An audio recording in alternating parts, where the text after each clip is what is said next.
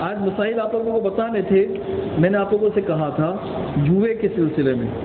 جوا آج کل معاشرے کے اندر بہت ساری چیزیں ایسی ہیں جو جوئے کے اندر ہے لیکن ہمیں پتہ نہیں. اور جوئے کے سلسلے میں لوگ جو ہے نا وہ سوالات بھی کرتے رہتے ہیں.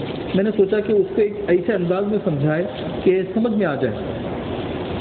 جوا جو ہے یہ اردو کے اندر کہتے ہیں, اس کو انگریزی میں گمبلنگ کہتے ہیں, ٹھیک ہے نا, اور عربی کے اندر اسے قمار کہتے ہیں اور میسر بھی کہتے ہیں. میسر, قمار قمر سے نکلا ہے.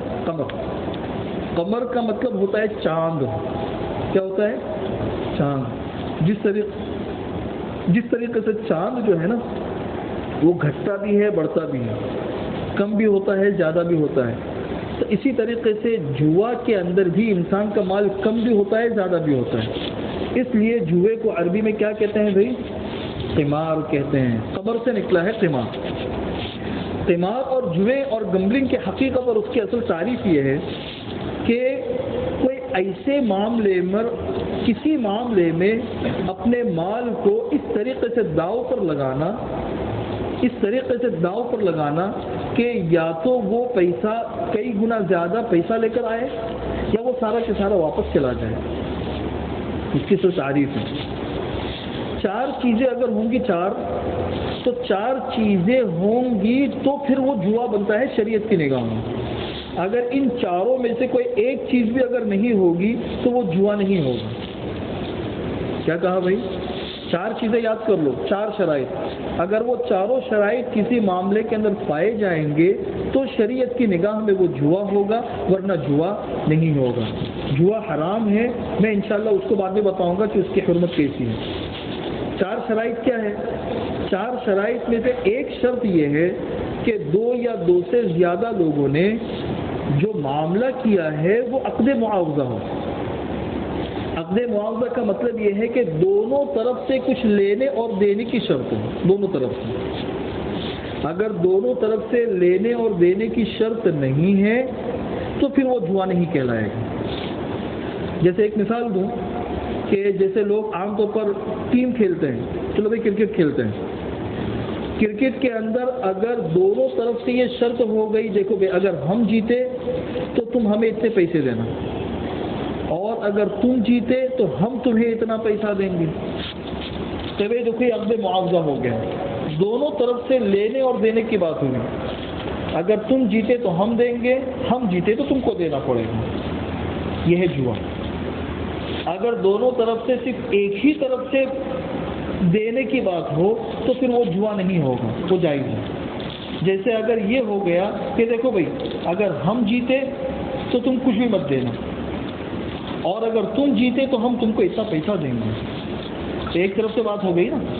تو اگر دونوں طرف سے نہیں ہے, شرط صرف ایک طرف سے ہے دینے کی, تو پھر یہ جوا نہیں ہوگا. تو پہلی شرط کیا ہے کہ 2 یا 2 سے زیادہ افراد کے درمیان جو معاملہ ہوا ہے وہ عقد معاوضہ ہو.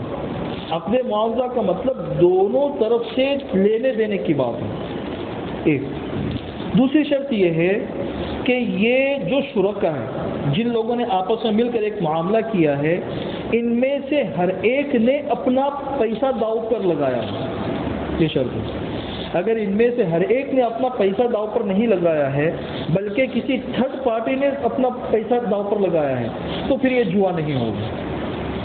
جیسے کسی تھرڈ پارٹی نے کہا وہ میچ کرا رہی ہے اور میچ کے درمیان اس نے کہا کہ دیکھو بھائی جو جیتے گا اس کو ہم انعام دیں گے, اور وہ جو ہے وہ تھرڈ پارٹی ہے, یہ دونوں کھیلنے والی پارٹیوں میں سے کوئی بھی پارٹی نہیں ہے, تو پھر اس کو بھی جوا نہیں کہیں گے.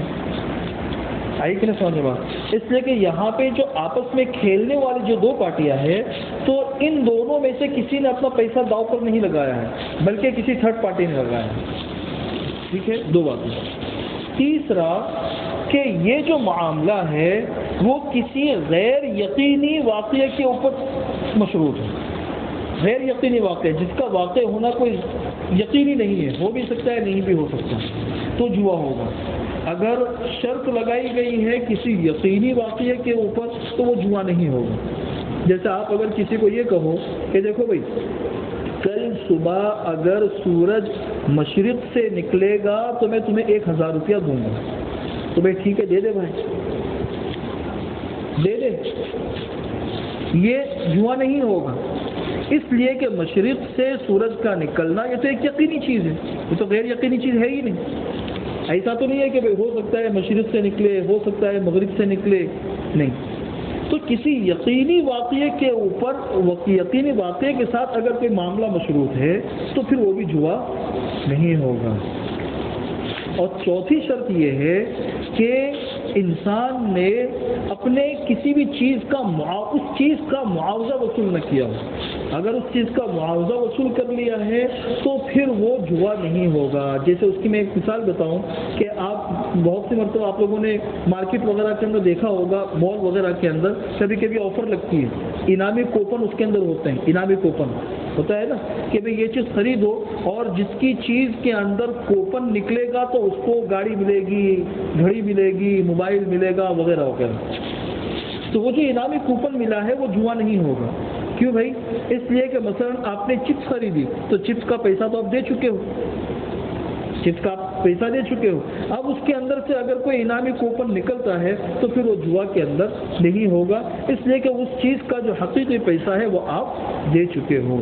تو یہ 4 شرائط ہو گئی۔ ایک تو یہ ہے کہ وہ آپ سے معاوضہ ہو، دونوں طرف سے لینے دینے کی بات ہے، اور دوسرا کہ شرکاء میں سے ہر ایک نے اپنا پیسہ داؤ پر لگایا ہو، اور تیسرا کہ شرط ایسے واقعے کے اوپر ہو جو غیر یقینی، اور تیسرا کہ اس کا حقیقی معاوضہ انسان نے وصول نہ کیا ہو۔ اگر یہ 4 شرائط ہے، 4 شرائط اگر پائی جائے گی تو جوا ہوگا، ان میں سے ایک شرط بھی اگر نہیں پائی جائے گی تو پھر وہ جوا نہیں ہوگا۔ ٹھیک ہے نا؟ اب جوا کے سلسلے میں احادیث میں ہے کیا ہے، قرآن کریم میں کیا ہے، جوا کے نقصانات کیا ہے، پھر جوا کے جو معاشرے کے اندر جو پھیلی ہوئی کیا کیا چیزیں ہیں، وہ انشاءاللہ تعالیٰ آپ کو بتا دیں گے۔ دعا کریں۔